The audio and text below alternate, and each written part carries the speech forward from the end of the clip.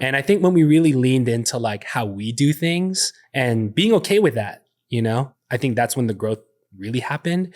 And honestly, I just feel like Keone knew that like we were using him as a crutch. And he knew that like, yo, like you guys are going to be fine, man. Yeah. And we were like, what the fuck? Like, no, we're not. Like, you know, but, you know, he had to do what he had to do. You know what I mean? And when that happened, like we all stepped up. Yeah. Hey, the Steezy podcast is brought to you by us, Steezy Studio, the #1 dance app on the App Store and Google Play Store with over 1 million downloads. We provide curated online dance classes taught by the world's best instructors. Why did we create Steezy? To help you reach your dance goals one step at a time. Whether that goal is to perform with the biggest and best musical artists in the world or just be the life of the party at your cousin's wedding. I'm your host, Clay Boontanakit. Let's get to it. Carlo Darang, aka Carweezy, or Rogue Wizard of the Dark Forest, according to Chris Martin randomly in a class. Yes. Director of Cookies Dance Crew, member of Kinjas, Building Block, Grown Ups, Side Effects, former frenemies, right? Breakthrough, Beyond Babel. Dang, you're going deep. Working bro. with BTS, Justin Bieber, Lil Dicky, Cirque du Soleil, many more things. Carlo, welcome to the podcast. Hey, thank you. Thank you for having me. That was quite an intro. I think some of those credits, I was like, oh yeah, I forgot You did about that. Oh shoot. Sometimes Yeah. we forget, sometimes. So I wanted to get initially what your thoughts are on Jell-O. It's delicious. You like Jell-O? Yeah, I like Jell-O. What's your favorite flavor? Dang, I haven't had Jell-O in a while. I'm definitely going off of just basic flavors of sweets in general. I definitely am a cherry guy. Like, is it like when it's red, you're like, I choose that? I choose that. You like red? Do you like, what about Gatorade? Oh, I like the white Gatorade, the white cherry. The white cherry, that one's so good. But- White cherry goes hard. Yes. Riptide Rush, I think that's the light purple one, the Frost ones. Oh, the Frost series. ones. Wow. I'm a Frost series guy as well. Hot take. I'm actually a huge fan of like the cucumber melon Really? Gatorade. Look, Really? after like a workout or if you're like just it's hot, that tastes You're right. probably the best. I enjoy it as well. Mhm. I think white cherry is also my favorite. White cherries. I'm a blue flavor guy, but Ooh. white cherry. like vibrant blue or like light Both. blue. I like that like ice blue glacier freeze, whatever one. Yeah. I like that one a lot. I just like blue overall. It's my favorite color, Mm. my favorite flavor. I bet you can make the red drink blue, and I will choose blue. yeah, I don't care what flavor. I just love blue. Wait. Blue drink. Okay. We're going to go deep on something really quick. On May 28th of 2014, you had a very intense zombie apocalypse dream. Where is the first place you would go in the case of a zombie apocalypse and Yeah. why? Costco. It's I feel like that might be a bad idea because Mhm. a lot of people would probably choose that, but I think Costco is the place. Also, I think because my favorite movie is, I think zombie movie wise, classic, I think it's Dawn of the Dead. Fire.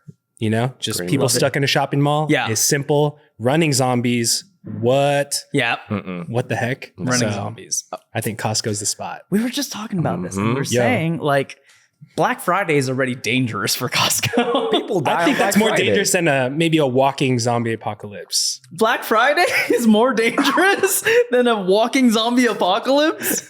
Hey man, you know, I think with zombie, the theme of like zombie movies is always like the zombie is not the threat. It's human beings. He's got a point. Like I just watched Train to Busan. Yeah. Oh yeah. And like it was like obviously the running people, zombies man. are wild. Mhm. But Yeah. you know, just like I'm not gonna try to spoil the movie, but Yeah. obviously we get to that point of like, whoa, human beings can get to a really shitty point Yeah. and just fuck over other human beings. No, we've discussed my plan. It's pretty simple. It's just to die early. And Just die early. Look, I'm already tired Be as patient is. zero. Yeah. I was telling Clay, I was like, I want to be like double digits maybe. Get me a patient like 13. Like, look, I don't want to be the first one. I don't want to be the guy that spreads it and starts it. I'll just be one of the first victims because, look, I don't want to die tired. All those zombie apocalypse movies and shows, they're all tired and there's so much drama. I'm like, Too much look, drama. Can't handle I'm this just, drama. I'm gonna just tap out early. I feel you. It's Yeah. just, it is what it is. Hopefully you feed 'em become donut. like a cool zombie variant. Yeah. Like maybe like like a bloater. A bloater? Oh, No, that's not that cool. No, you got to be Or a a zombie screamer? early if you want Yeah. to be a bloater, because that means that's got to cook and marinate. You gotta. I feel like you gotta be in the sewers too. Like, Oh yeah, no, I don't want that. you know what I mean? You're You're a a fancy sewers. zombie. How much time you spending in the sewers, Carlo? Are you just hanging out? Just hanging out. He's just vibing. Just hanging out Ninja Turtles and all Yeah. that stuff. You know. All right. Well, Carlo, so I'm very curious as a person who loves video games. Okay, video games like Destiny, Call of Duty Black Ops 2, GTA Right. 5, right? How has that hobby coexisted with your dance life? Does it get in the way? Are you inspired by it? I feel like both. I think it definitely does get in the way. Okay. Because I am definitely like I don't want to say like an extreme completionist, Oh. but like because I will not like get every single trophy in a game, but like I do feel the need to like side quest. You're every main nook and quest. cranny as best you can. Like maybe I won't get every single collectible, Sure. but like quest wise, I feel like these NPCs, like I gotta help them find their loved one, and I can't just be like, nah. Which game peace in out. particular are you talking about? Every game, like Witcher 3. I was just playing like playing Kingdoms of Amalur, which is kind of like a B, Yeah. like a B level game, Yeah. but you know, action RPGs. I love it. He's I was playing just- Tetris and he's like, gotta help him find his loved one. I love Tetris. Gotta Yeah. find his perfect match. love Competitive Tetris. Yes. I tried playing I think there was this one online, Tetris.io or something like Yes. that. And like, yo, people with keyboards are crazy fast. Yeah. But I play on like my Nintendo Switch a lot. Got it. Bring it to parties. Who Yeah. wants to play? Yeah. I like patterns, Yeah. pattern recognition, just turning my brain off. Yo, I'm on the plane like playing Tetris for like 5 hours. Same. I Nice. love Tetris. I on love the plane. Tetris. I love that. Ooh. So it does sort of get in the way sometimes. It definitely gets in the way. But I also feel like, I guess the same way that people get inspired by like cartoon characters, Mhm. you know, I feel like there's just so much more like dynamic inspirations to take away from video games. And I don't know. I also feel like it is an escape though, too. That's why I feel like it's like a little bit of both. Cause Yeah. I think with dance, like it does take a lot of energy, like obviously like social energy too. Yeah. And I remember I found myself playing like competitive multiplayer games a lot more. Like I was playing obviously like Warzone. Yeah.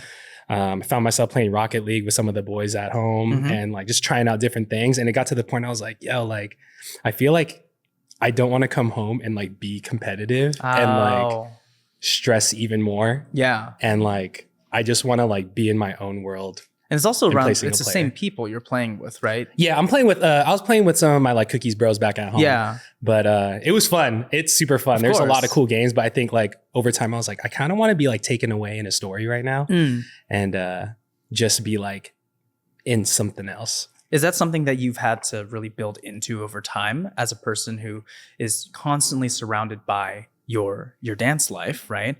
You need sanctuary, space outside of that?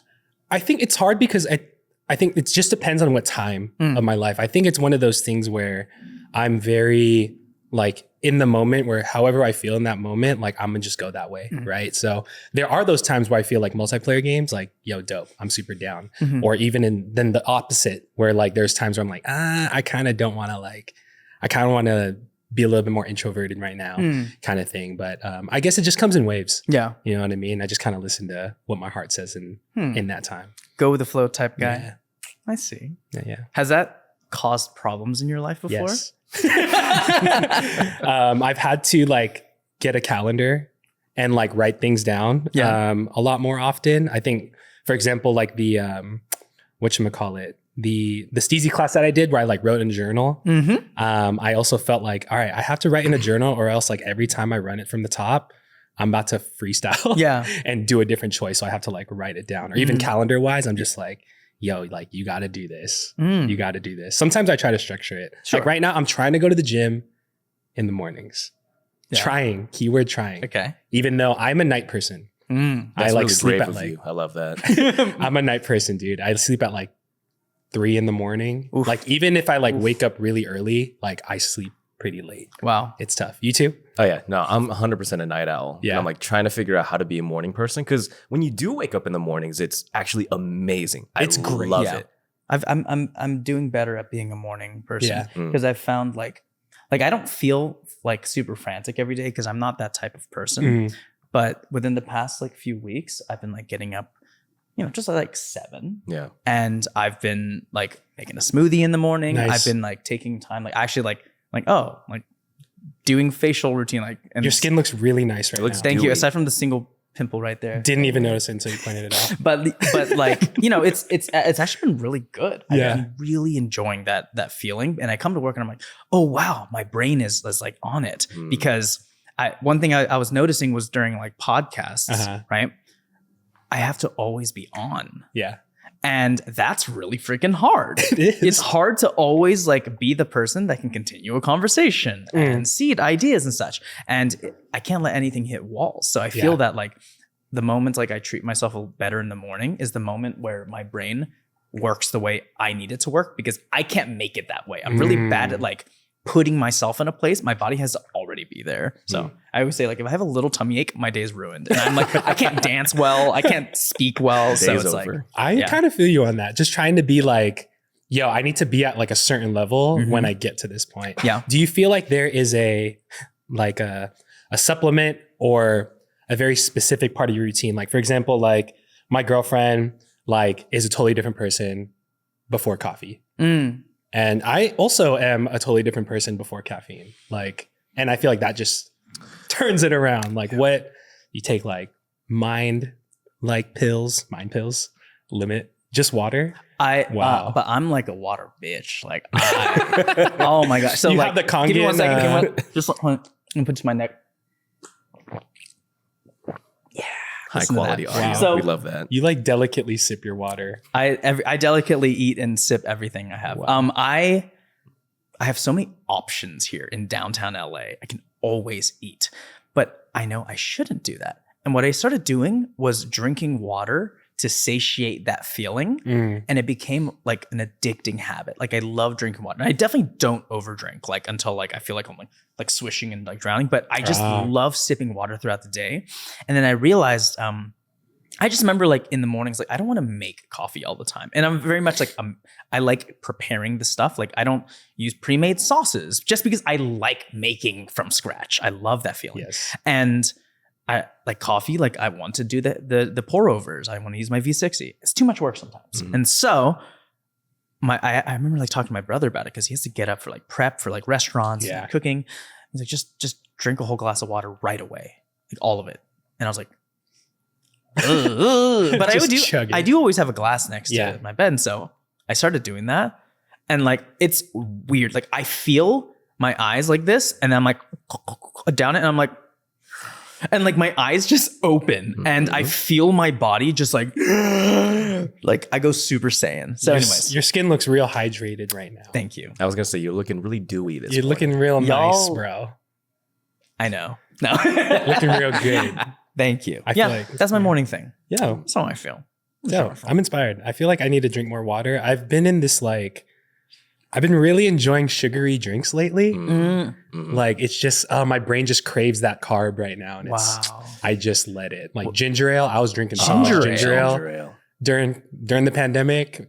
I was at my parents' house still and just.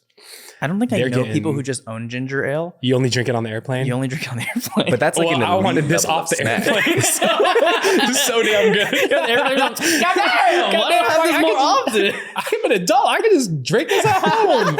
He went straight to Costco, got it in bulk. Yeah. That's what Yo, happened. my parents get like 24 packs of ginger ale. that's damn. And just I'll get home from like rehearsal like at past midnight.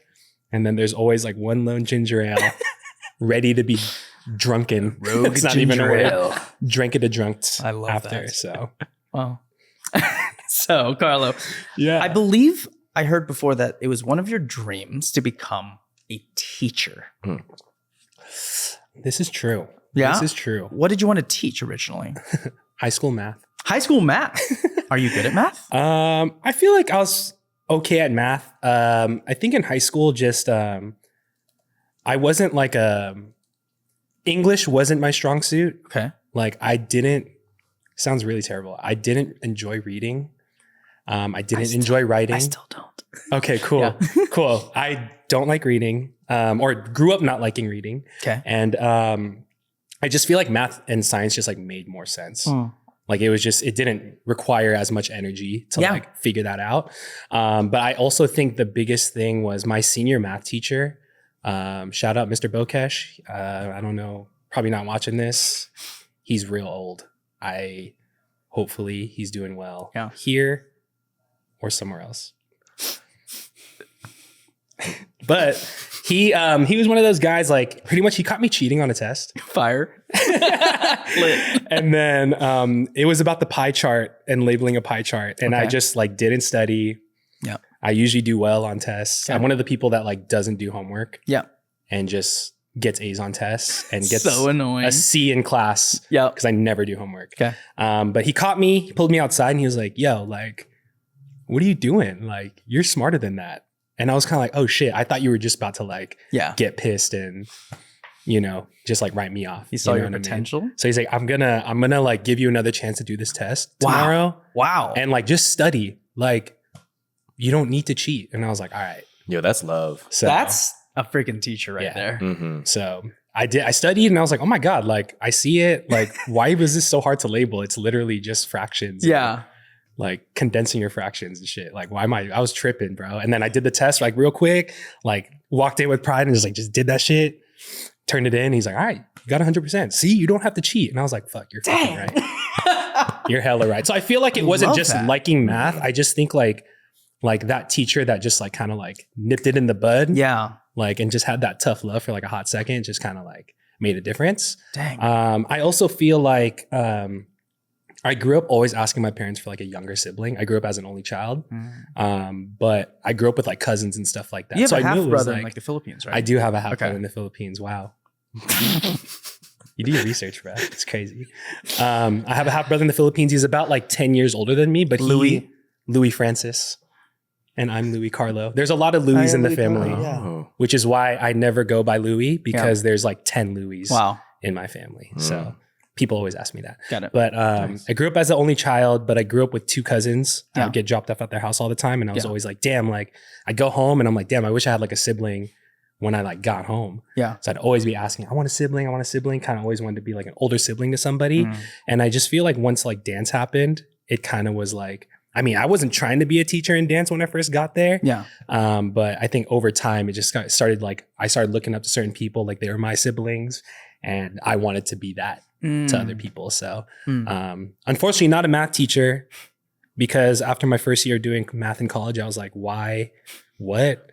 Hell no. Yeah, it's not the math part. It's not math, bro. Like this is whack. Yeah.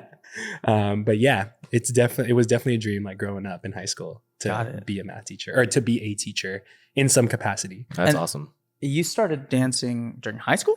Yes. PCN. What's PCN?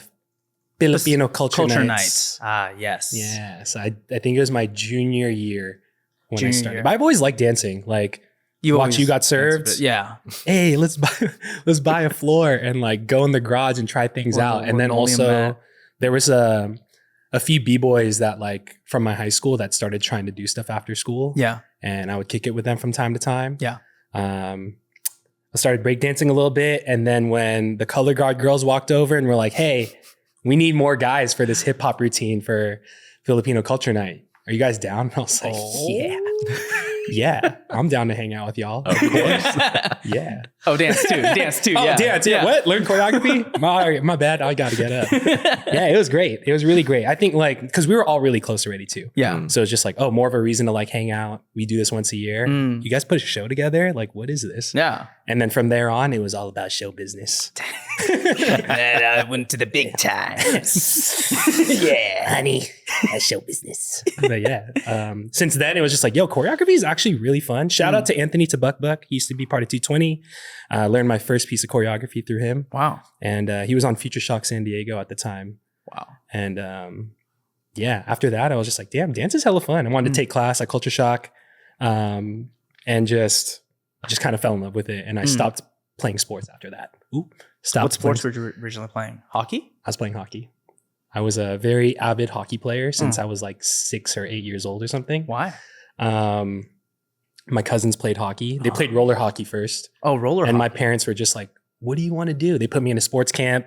Okay. Nothing super attached because I liked everything. Oh like, wait, what's a sports camp? I don't play sports ball, so sports ball. I don't sports ball it. yeah, So, I don't sports ball at all. I think I was like 4 or 5. Okay. So for like a week straight, I would just get dropped off at this rec center Okay, and just try out different sports Oh, that's like fun. every day. Yeah, that's cool. I like Yeah, that. it was pretty nice. Did you do that? No. Okay. My high school athletic credits were marching band.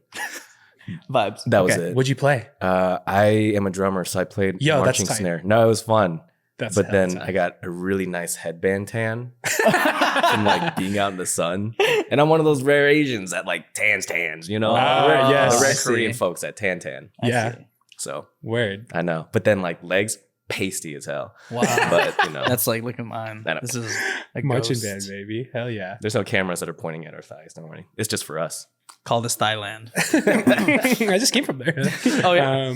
But what you call it? Yeah, I played sports for a really long time. Sports camp, tried a little bit of everything, you know, t-ball, football, basketball, all that junk. Yeah. And I think like with that, like I like everything. Mm. So I'm not gonna like attach to one thing. So my cousins were playing roller hockey already. Yeah. My parents were like, hey, you can play with them.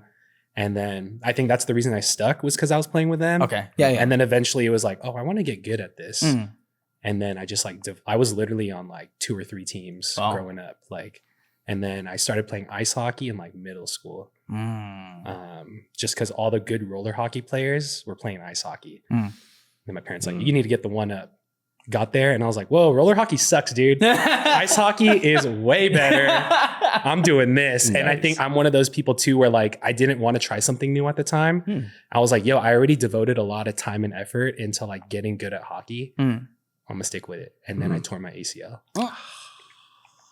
Dang. I was like, I want to be a Filipino NHL player. Wow. But yeah, tore my ACL, wasn't in the Damn. cards. And then I fell in love with dance. Wow. Yeah. Who was the first person you ever taught dance to? Damn, I don't know. That's hard to say. Like, cause I think, Or what was the situation in which you first were teaching dance? man, I remember teaching a routine actually in high school. Mm. So my junior year was my first time performing. And then Okay. our senior year, that's when like, all right, you're going to choreograph. And For Filipino Culture Night? yeah. Oh, wow. Okay. Yeah. And I was like, okay. And honestly, I was watching like a lot of June Kamado, Of course. Jed Florano, Yeah. Mhm. and Lando Wilkins. Mhm. And it was like, we're going to dance to some cool kids. We're going to do some angles and some cool, like, I didn't even know what it was at the time. Obviously, Yeah. it was like isolations, pop in, waving, all that stuff. But it was just a lot of just regurgitating like a lot of the YouTube stuff that Yeah, I saw. of The course. huge, you know what I course. mean? So I feel like teaching, I was just teaching like my classmates back in the day. Yeah. Literally at the cafeteria, hey, do these moves. I saw Lando do this and it looks really cool. So we're going to do it. I'm a fucking butt. Oh, wait. No, dude. I remember like Sweet Dreams. Yeah. Yeah. Dude. I loved that stuff. Yeah, I was, Interesting. Lando's fucking dope. But definitely, I don't remember who. Yeah. I just remember it was classmates. And I think at that time I was just so in my own head Yeah. because I was like, I don't know what the fuck I'm doing. Yeah. You don't know the name of anything. You're Yeah. just copying. Bend And your regurgitating. knees, Yeah. straight arms. I don't even know. Bro. Yeah. I'm just going to wave it like this. I don't know how to do it. Yeah. I think that's like, it's a part of a lot of people's dance journey. Yeah. They've danced for a few months, a year, and all of a sudden, maybe people ask them, like, can you teach me something? Mhm. You know? And it's kind of like really fun and really nerve-wracking because, I mean, in that time, you're not like, well, I don't know any of the history. Like, you're not thinking about any of that Yeah. stuff. You're just doing your best as a person who doesn't feel that dope yet. Yeah. What do you think about that aspect of the journey and how to like move forward from the point of I'm just teaching my friends what I think I know? How do you level that up? Man, it's I feel like there's like a balance because I also feel like there are times where I get so into teaching and like, because I've taught different level ranges Mhm. and, there are times where I enjoy explaining, like really breaking things down for somebody to understand. Cause I feel like we're nerds. Yeah, We're dance nerds. Like we can talk about dance and break down dance like it's fucking like it's a collectible. You know what I mean? But I think I have to sometimes reel it back to those times where I'm just teaching the homies. Just because at the end of the day, like sometimes like I'm just teaching a routine. Like I'm not trying to work on technique. We're not trying to we're not trying to sharpen our blades right now. Like we're just trying to utilize the tools we have right now to like do a routine. And I think also sometimes like when I take dance like way too seriously like that, it kind of becomes this like too much of a mechanical thing. And I just have to reel it back and like, yo, this is just a routine. It doesn't matter if you're a popper or house dancer or whatever. Like it's just a routine and everybody's just gonna do it how they want. So I definitely feel it's a balance, but also being able to like pull out of my pocket like, hey, here is either some options to adapt to the level that I'm teaching. The ability to also organize and reorganize the structure of how I'm teaching it.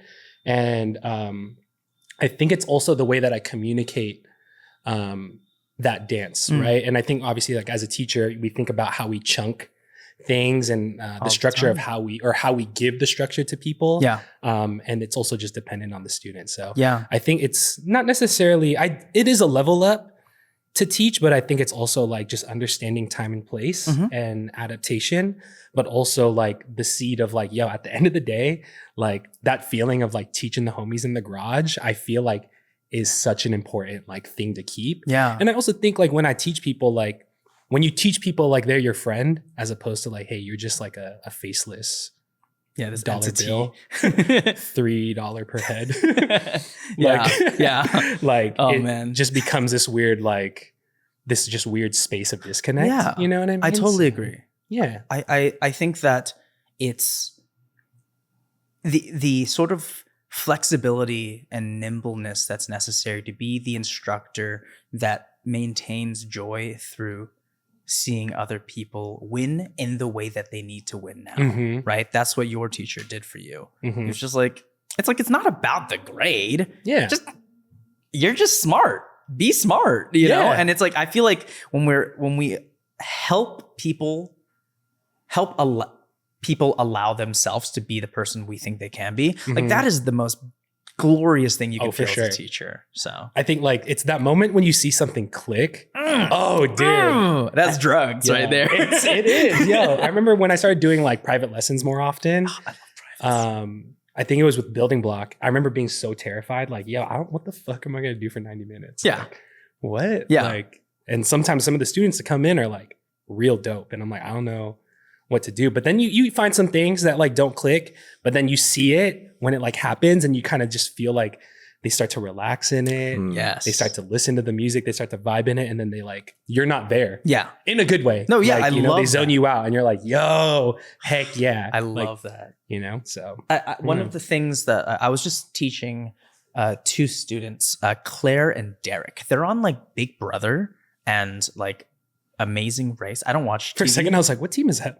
Where are they from? Big Brotherhood. And so I just taught them like last week, right? A private lesson. And it was great because it was one of the first lessons they've had, right? In dance at all. And so I'm normally teaching people and editing what they already have. Now it's a matter of building a light foundation and letting them run with it. And I remember one really fun thing. I was like, ooh, I really want to see if this works on them, because it works on experienced dancers. Which is, I say it's the hand game, basically. So allowing your hands to guide you rather than the other way around. For instance, if I'm trying to tell a new dancer, like, okay, your concept is like grabbing a remote, okay? And you grab a remote, sure. I think there's a lot to think about there, and people start pantomiming too much, and it stops becoming dance. It's like, they're going to be like, huh, huh, huh. It's like, that's not what I want. I want you to use that as a concept, but I can't do that with a new beginner dancer. So what I said was, you need to switch it now. Instead of thinking you're going to grab a remote, you just need to position your hand in the position that would be remote grabbing. It's weird, but I was like, how do you grab a remote? They're like, oh, this. Okay. I was like, now hold your pinky out. Now try to grab that remote. And they're like, do a pointer finger. Right? And that doesn't make sense. And I was like, each of your hands positions sort of guides logic in your body, because logically you know how to pick something up. But when you switch that, your mind thinks of this as something else. So if I tell you to hit a pose with this, you're going to be like, if I do pinky, you'll be like this. If I do thumbs up, you'll do this, you know? And I think like it's helpful to help students have these little moments of like, oh, I can create. I'm not stuck. I'm not actually running out of any moves. Because people, I think in the very beginning, it was like, I just don't have enough moves. I was like, no, you have plenty of moves. You just don't know how to seed that yet. But I can't go to the farthest extent that I do with an experienced dancer. So I'm curious because that really clicked with Derek. Derek was like, oh my gosh. And he was like making new moves and like doing all this stuff. And I was like, he's doing it. He's doing it. Wow. Do you have anything like that you're like, this thing I can say pretty consistently to a student and it often helps them click?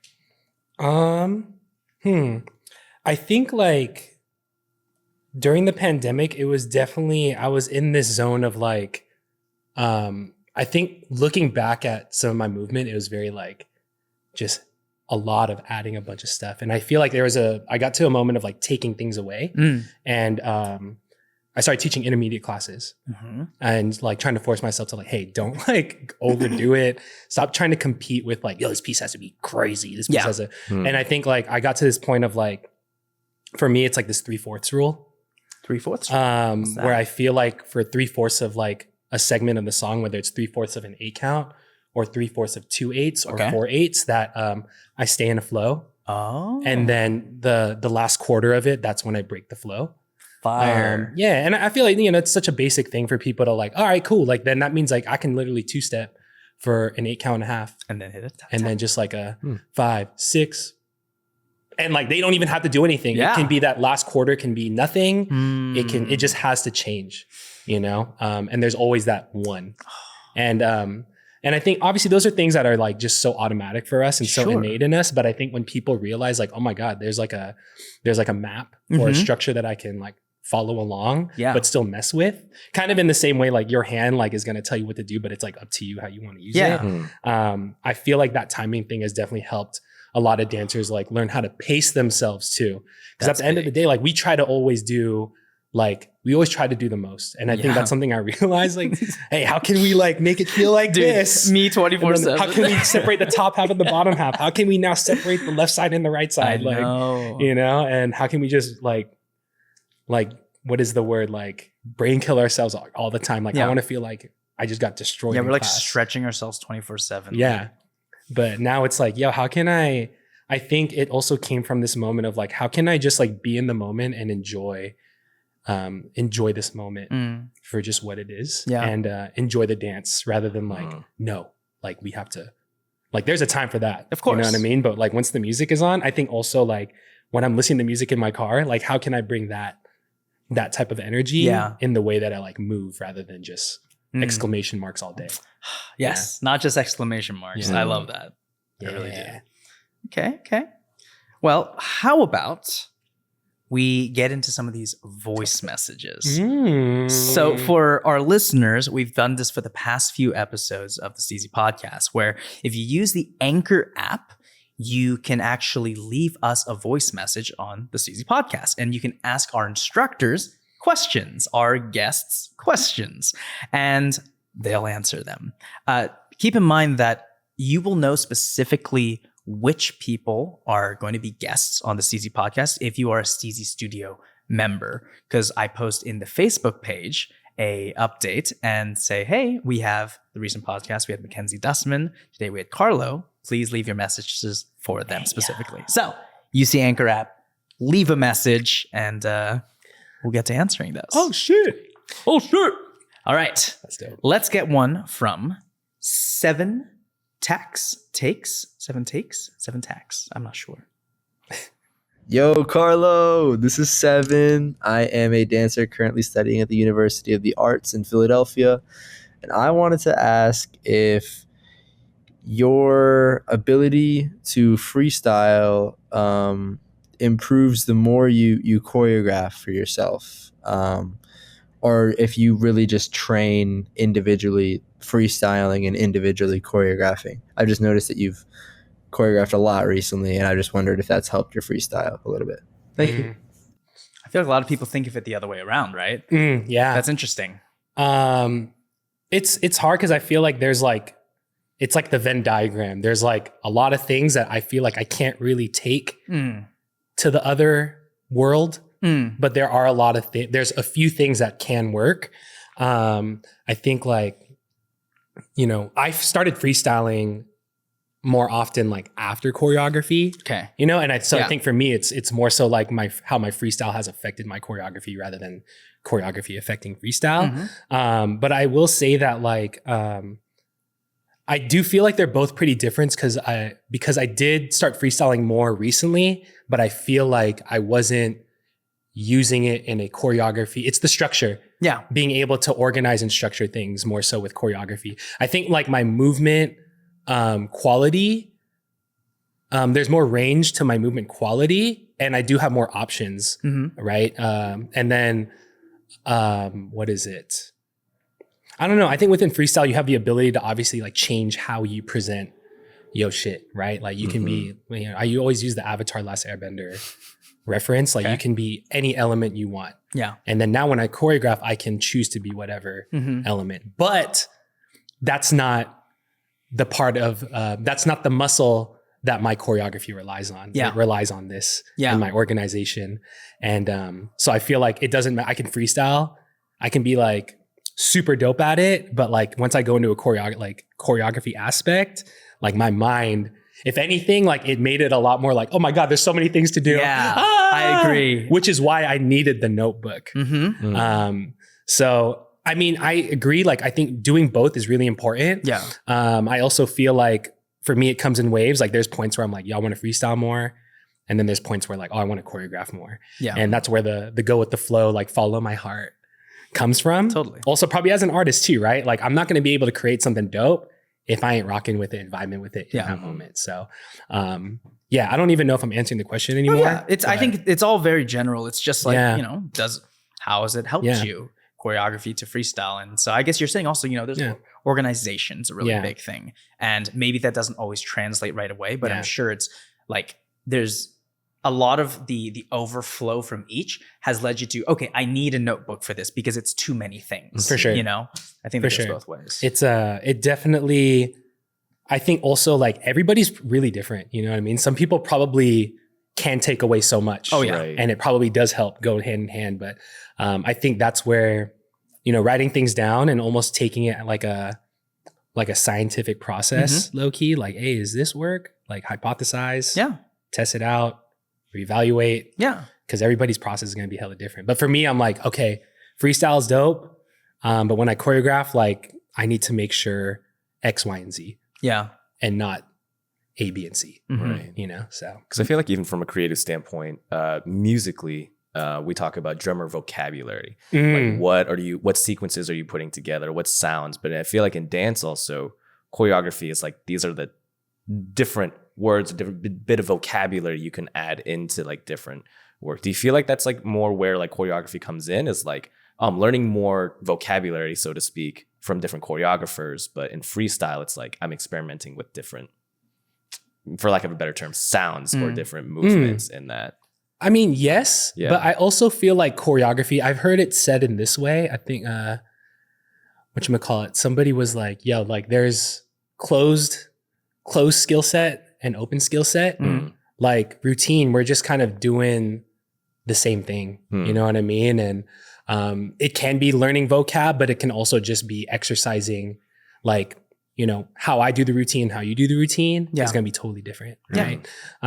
And it's just kind of like just showcasing where you're at. But I do think like freestyle is more so like leveling up in my own individual aspect. But I also feel like freestyle and choreography at times comes from a different place. And my persona is low key a little bit different.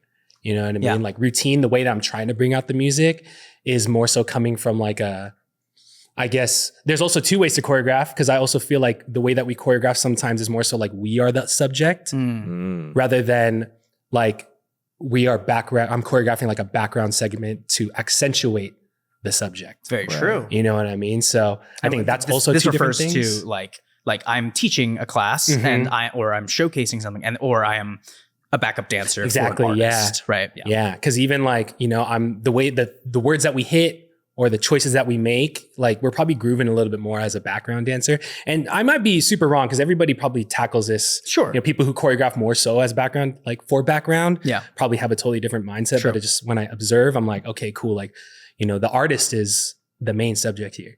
You know Yeah. what I mean? But like, I remember when Sean started Movement Lifestyle, like a lot of his choreography was more so coming from the aspect of him being in the forefront. Yes. So I think that sometimes when I create, I also have to think about what's my purpose? Is it like me being the artist and I'm saying these things? Yeah. Or am I trying to accentuate the vibe of the song rather than the lyrics? Yeah. Right. But then freestyle, I feel like that's very much just in the moment.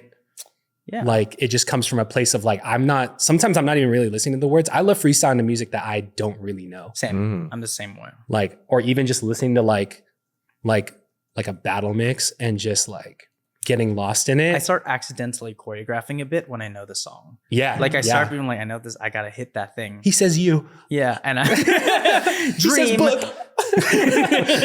Cash. Money. Exactly. Yeah. The simple way that I think about choreography versus freestyle is choreography is like speech writing and freestyle is conversation. Yeah. Because in conversation, you can call and response. You can bounce off of it. In choreography, you can be nimble if you're good enough, but you have to be a freestyler in that in order to bounce off. If I'm in a circle and I pull out a choreography, there's nothing wrong with that. But the beat doesn't give you what you planned for. You got to be nimble, right? But the other way around as well, this structure, because we're always so used to as freestylers that call and response. If we don't get that response, it can be super unsatisfying, and we're not going to be able to build off of what we just fed to an audience. Sometimes you get a dead audience, you know. Choreography, the show goes on even if the audience didn't cheer there. You already had a plan for that. So I think there's a lot of that strategy that comes into speech writing, choreography, that is like, this is how I'm going to build my round, not based on what the audience necessarily is going to feel, but what I can expect them to feel. Yeah. That's an interesting way to look at it. Wow. Well, why don't we move on to another question? Let's do this one. Olivia Parsons. To Carlo Darang, how do you balance commitments to multiple teams and weigh your opportunities? Plain, simple, clean. Olivia. That is hard. That is super hard. I think like... first of all, what teams are you balancing? So right now, I am balancing cookies and grown-ups. Okay. I think, I can't really speak on in generalities. I feel like I can only really speak on my situation. Sure. Right. So I live in K-Town now here in LA, but I commute back to San Diego usually once a week. Yeah. You know, we have grown-ups rehearsal once a week and cookies rehearsal once a week, which is Thursdays for grown-ups, cookies on Saturday. So right now, grown-ups has a different set of directors that are more so taking the forefront, while Amor and myself, the ones that founded the team, are kind of like taking a step back. And also we're going to rehearsals when, you know, we have the time and we have the resources, because you know, Amor works up here, and you know, I think a lot of the opportunities that I get, obviously it's not on my own time. Sometimes like things just pop up. Freelance life, contractor freelance life. So I think it's to balance it. Like I think I came to that conclusion when I started traveling more to teach, because even when I was just on cookies, it was like that. I had to understand like, like there are some things there's some opportunities that I'm going to have to take. And like, I love being at grown-ups rehearsal and I love being at cookies rehearsal. But if I want to be able to, and my girlfriend says this all the time, like if I want to be able to do this like for a living, you know what I mean? Like I have to take those things. I can't say no all the, because there was a point I was saying no to a lot of stuff. Wow. Yeah, I said no to a lot of things that, looking back on it, I'm like, big gigs. That probably would have been nice, but I don't regret it. I'm not like, I'll go back in time and do it. I'm just like, you know, I think my brain and my heart just wasn't at that point where I was going to accept that and be fully like, yes, I'm in this opportunity and like, let's soak it all in. That's big. You know, because so for example, like the Cirque du Soleil opportunity that I did last year. Yeah. What is that? So Cirque du Soleil presents towards the night before Christmas. They do like a winter Christmas show. Okay. I'm an elf Love that. in the show. That's what I think of when I see you. I think elf. Hey, especially with this right here. Yeah. Right? No, I have to shave this off. Ugh. But Why? Who's making you do that? damn you, Cirque. Oh, They don't want the mustache. Elves don't have mustaches. But I remember I got asked the first time to do it and I said no. Ooh. And Ving was very patient, understanding. He's like, yeah, I totally get it, man. Like, because I think something where like with Cookies, we're just in a crucial point. I think we're doing the 10-year show or something like that. Something important was going on. Yeah. I might have the timeline wrong, but I said no. And I was very used to saying no to things like that because he asked me to do something in Europe, like a tour with like Helena Fisher. And I was like, I can't. And then I was just like, fuck. But when I finally, pretty much, I guess what I'm trying to say is when I finally took the opportunity, which was last year, I felt like I was a lot more willing to be in that space rather than like, oh my God, what's going on at home? Totally. Like, you know what I mean? Totally. So, I think I do have to find that balance because got to make a living. But also, if that's going to be the case, I have to make sure that the contingencies are like good. Like the direct, like for example, Kevin and Warren, who are directing Grown Ups right now, like they're the main ones. So if I can't do Grown Up stuff, it's fine because they're there and they're killing. They're more so leading. And if anything, they're the ones that are stepping up and like learning from it. You know what I mean? I've already directed for like a really long time and it's like taught me a lot. And I do think that there are some other people that are ready to also learn a lot of things through that process. So I feel like I have to also find that comfort in being absent. And like, it's not about me. It's not about, oh, it's going to be good if I'm there. That sounds like super selfish. Yeah. Like, oh, I have to be there. It's like, no, like they're going to figure it out. They're going to be fine. The same way that like, the people before us like probably felt the same way. Yeah. But we had to step up. Yeah. You know what I mean? So it's tough. But I will say that balancing it, I think as long as like your heart still really enjoys being there, unless you can't be at any rehearsal at all, you know what I mean? But I think that's an important thing is like, you want to be like, I'm driving down to San Diego. I'm tired as fuck. And I'm like, yo, I'm excited to like see the homies. Yeah.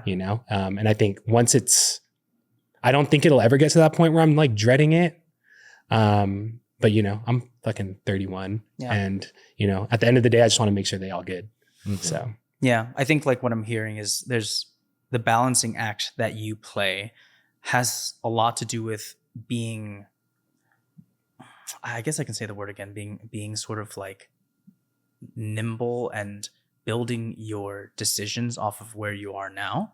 Because like, I love how you're saying, like, you don't think that even if you took those jobs before, you would have really been fully present there. And I think when we're balancing multiple obligations, teams, or maybe it's work and maybe it's family time, but I think it's really important to understand where you are in that space and not regretting where you were before, moving forward into a place of comfort of, okay, I believe this is where and how I will be fully present. Because I think that allows you to make better, more informed decisions on who you are making these commitments to, right? If I'm going to say like I'm doing Cookies, but I will only be able to be there once a week if it had 3 rehearsals, a week, and making that very clear is like, it's very healthy, and being able to reassess yourself in a few months and be like, hey, I actually think I can do 2 days a week now. Is that okay, team? I think it allows you to be a better communicator outwards and as well as internally to yourself. Oh, for sure. I like that.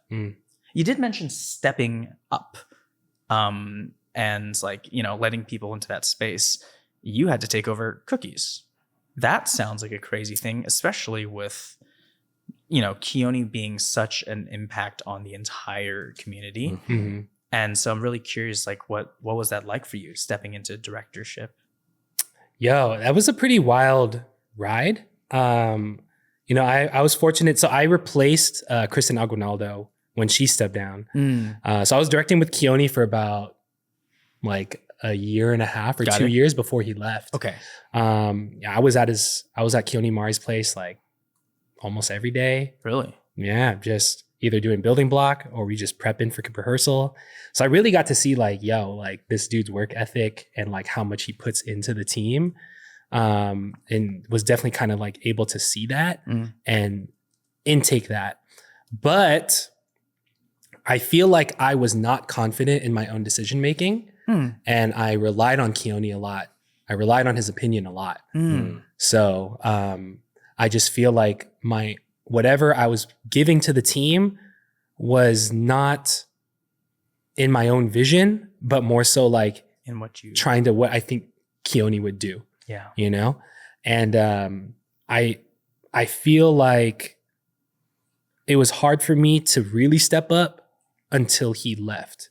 And that's no offense to him, because honestly, he's so good and so great at what he does and can literally do everything. And I think that's the problem. That's a big was crutch. that like, dude, it was a huge crutch. Why wouldn't you lean on that? Like, it was to the point where like, yo, he can literally choreograph the whole set and it's going to be so dope. Him and Mari can choreograph something dope. Yeah. And like, you know what I mean? And because there was even points where like, oh, like I was having a hard time with blocking. And then he just came in, like set the accents and was like, boom. And I was like, oh shit, that was tight. Yeah. But then when he left, I think that's when it was just like, I had to really realize like, I can't direct how he does. I don't see myself as having the same skill set as him and creating the same way as he does. Yeah. And just overall, just doing things how he does. And I felt like with Jason coming on as a director Jason Patio. as well, Jason Patio, we both kind of saw that and like had to because he was directing with Keone during we made the Orphan set. Yes. And that's kind of when Jason came in, and we both were kind of on that same page of like, damn, we don't do things like how he does. Even choreography wise, like his output, we don't have that. So we have to build this team in a different way. Yeah. And I think when we really leaned into like how we do things and being okay with that, you know, I think that's when the growth really happened. And honestly, I just feel like Keone knew that like we were using him as a crutch. And he knew that like, yo, like you guys are gonna be fine, man. Yeah. And we were like, what the fuck? Like, no, we're not. Like, you know, but you know, he had to do what he had to do. Yeah. You know what I mean? And when that happened, like we all stepped up and we went from having like, you know, a few choreographers into like developing like a lot of them. And I feel like even at this point right now, the team has a lot of choreographers even to this day. Like honestly, everybody on the team can choreograph. Yeah. I was literally just talking about that with somebody because we have choreo projects where everybody has to choreograph and perform their own choreo. Yeah. Like in front of everybody. And I remember that was happening back in the day when not like you only had 3 choreographers on one team. You know what I mean? People didn't choreograph unless they were told to. Yeah. But now people are doing it on their own. So it's just kind of cool to see like how that's a normal thing, but also like, you know, as directors now, like we can really help this team take ownership of anything that we create. Yeah. It's not, hey, this is my vision. Totally. Let's go. You know what I mean? Where I'm like, hey, you're good at this. You're good at this. You're good at this. We need this roller coaster ride. Let's do it. You know what I mean? And helping them to like maybe giving them more direction on what they're going to do. Sure. And put out as opposed to like, hey, I trust you. Do your thing. You know? I think that leads into like, there's like 2 things here where one is I think Keone and Mari were probably crutches for the whole team and not just you. Right? There have been so many people that have blossomed and grown out of not being able to only fall onto the choreography from the choreographers, the set 3, the set 4, right? And so I think that's a really big deal too. Also, I think that you're doing exactly what your teacher also did for you still with the whole team, letting everyone become the version of themselves that you believe they could be. And I think a lot of that is giving grace and removing crutches and then giving grace and then removing crutches, you know, giving feedback. So I think that's a really cool thing. Yeah. It's definitely hard though. I will say it's super hard. I'm sure. Because right now I'm like, there's those points where I'm like, should I? Yeah. No. Like I have to talk to her more as well because she's a director too, you know? And I'm like, I always ask her, like, I tell her things. I'm like, what do you think?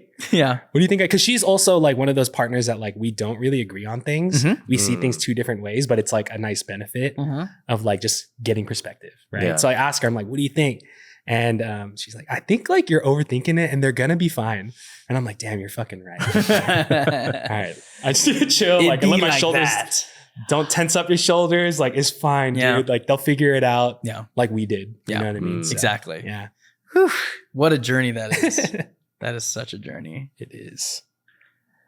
Alrighty then. Let's take one more voice message. Okay.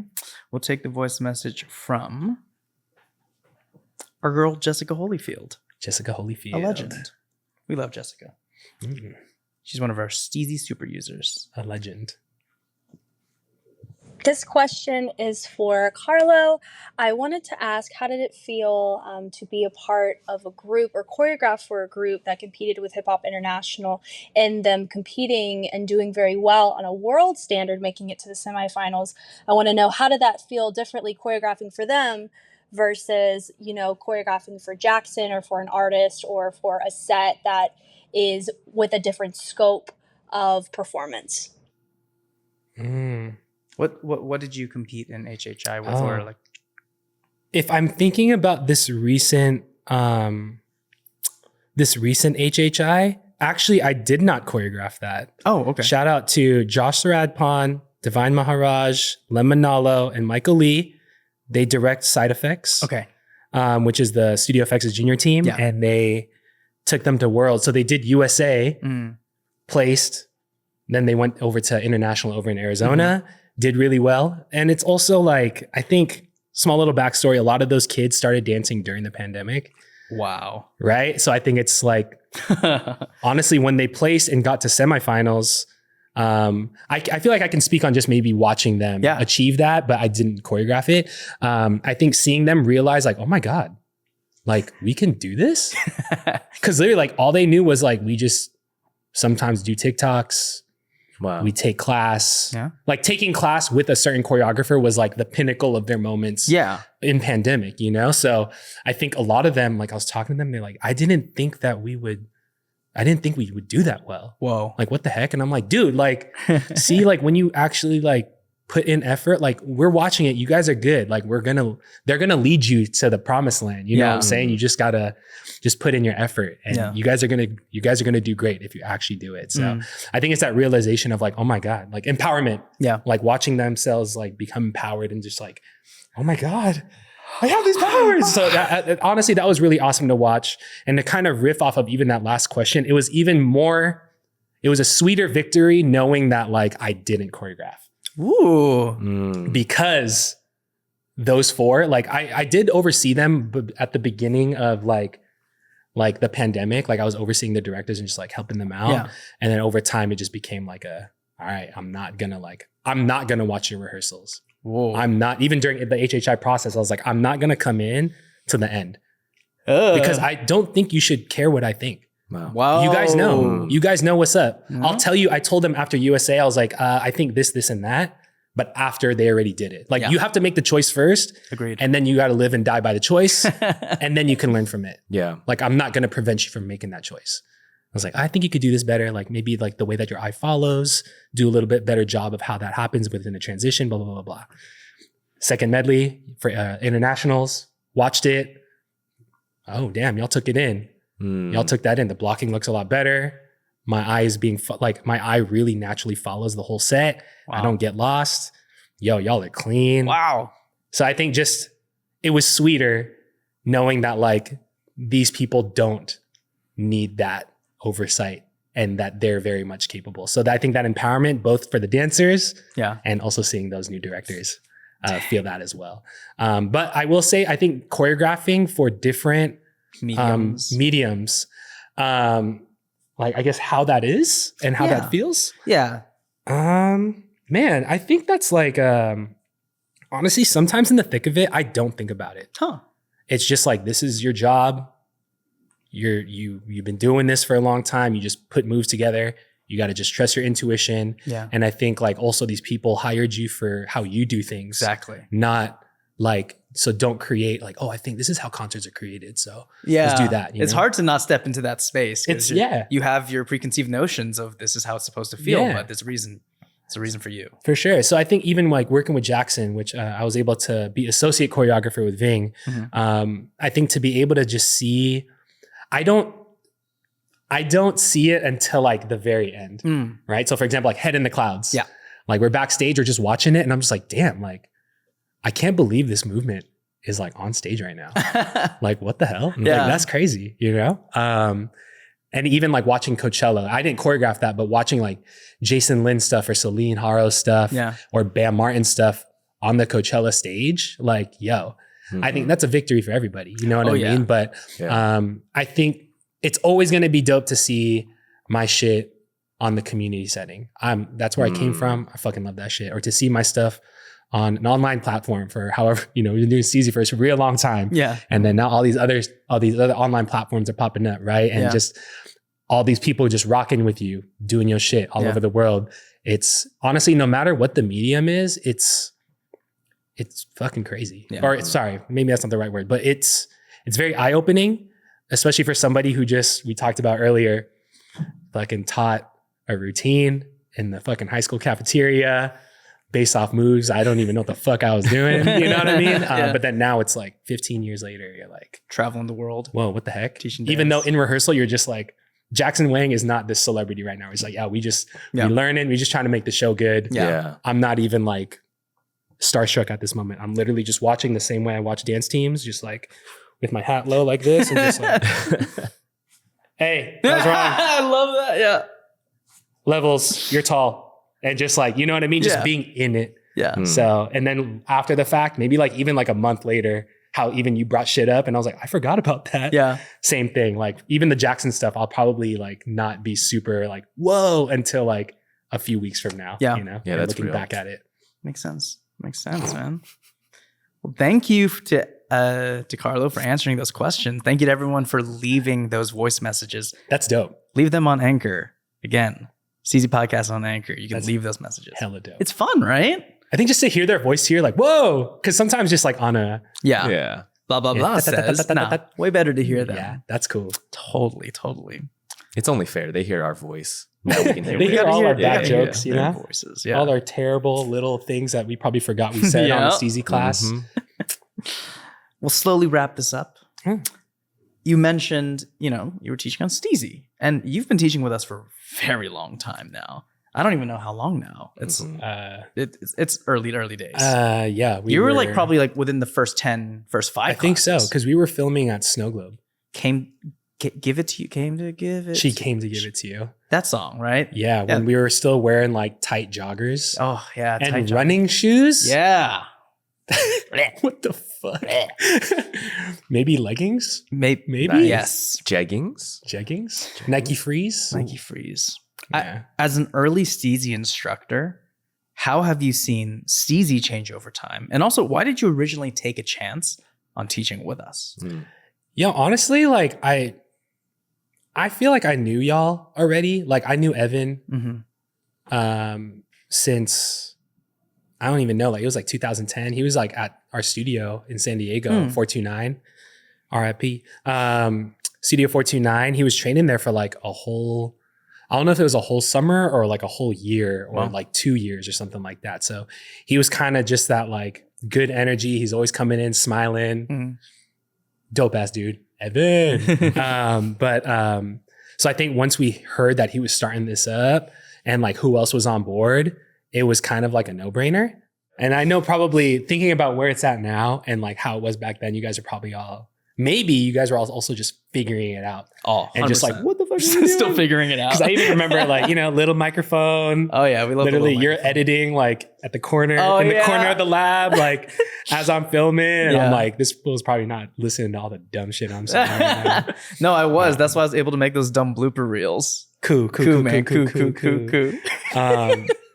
And I just also feel like every time I went up to teach, it got to that point too, like where it was just like, it's fun time, right? Even the first class, it was like Jesse was assisting me with Paul. Was it? Yeah. So, and it was just like, these are homies. Like, Yeah. it is what it is. Yeah. So it's always been a great time. And I think just to see it now too, it's like, it feels the same. It does. Even like when I see like people like y'all, Yeah. like walking in, it's just like, just gonna treat it like the same. Yeah. How you're like, I'm not a dancer, but it's like, yeah, that don't matter. Yeah. We're I gonna think the chop it vibes up. at Steezy stay pretty consistent. Tight. You know, which is really nice. And I think that's also why, like, when we hire new people to join the company, the biggest thing is, are they a culture fit? Mhm. You know, and it's not some like cool kids club or Yeah. anything. It's just like, are you a cool person to be around? Are you enjoyable to be around? Because I'm not going to be able to build this thing that I love with all my heart with a person I don't love as well. Yeah. You know? I agree. And I feel like you do that with, you know, cookies and with anything that you do as well. I right? agree. I think there's like it's not like you're trying to bring on all like these people with all the same Yeah. like personality or whatever. Like I remember I learned this from Arnell. Like there's like your reds, your blues, your greens, and Yeah. your yellows, Yeah, yeah. right? Like your leaders, your empathetics, your logics, and Yeah. your energetic. And you kind of need a little bit of everything. Yeah. You know, and I definitely feel that way with any group that I work with. It's like skill level, obviously, like, Yeah. you know, that's going to be whatever, or technical, what is the word? I don't know, whatever. Prowess. When you guys look at resumes, I'm Yeah. sure, but it's like, you try to get that energy and you're like, are you also going to be a good person that's like going to chat with people here Yeah. or like instigate like interactions Yeah. or even like, oh, like, are you a little bit of a nerd? Mhm. Like, we got some nerds here. Yeah. Like, you know, how can we vibe out so it's not just a bunch of cool people? Yeah. You know? Exactly. But, yeah. That is the get cool you. people. The cool people are the nerds. The cool people. The cool people are the nerds. Yeah. Actually, also, everybody's a nerd. It's true. That's true. You just got to figure out what it is. Yeah. Mhm. You know? Yeah. So, What gets them going? What gets everybody's them a excited? nerd. Yes, even you. You're a nerd. You're a nerd. Nerd. Join the herd. Well, Carlo Darang, Carweezy. I'm not going to say what that is so people don't use it, but thank you for being on the Steezy Hey, podcast. thank you. Thank you for chatting and being vulnerable with us about, you know, your history. Really appreciate it. And is there anything upcoming that you're excited for that you want to tell people about? Damn, I don't know. I feel like I can't necessarily talk about them So in many its people. entirety. So many people saying stuff like that. It's exciting. We love the secrecy. That means big Um, things coming. Yeah, but definitely creating more, Mhm. dancing more, and I guess right now, if I had to be honest, trying to just take everything a day at a time because I'm also trying to just got my gym membership Yeah. yesterday Wow. and just trying to Healthier. create some good habits. Yeah, I love that. because I definitely feel like I made some bad habits Mm. during the pandemic. Who Same. hasn't? So Same. Yeah. yeah, so just trying to take it day by day, and that's why sometimes I'm like, what am I doing? Yeah, totally. Yeah. What you're doing is what you will be trying to do every single week, every single day. Right. Build those better habits. Love that. Thank you, Yes, Carlo. yes. Hey, thank you, Clay. Of Thank course. you. Thank you, Josh. Thank you, Josh. Thank you both. And thank you, everyone, for listening to the Steezy podcast. We'll see you in the next one. Peaces. Thanks again for tuning in. Again, this podcast was brought to you by us, Steezy Studio. Be sure to get your dance on today, too. So if you want to get some exercise in, take a Steezy sweat class. If you want to just vibe out and feel good, you definitely need to check out a good groove along. Or if you're up for the challenge, it's time to finally start one of those advanced classes you've been eyeballing. We'll see you in class. This podcast was produced by Josh Jang and edited by Gene Kim. The theme song is Tempo by Neiman.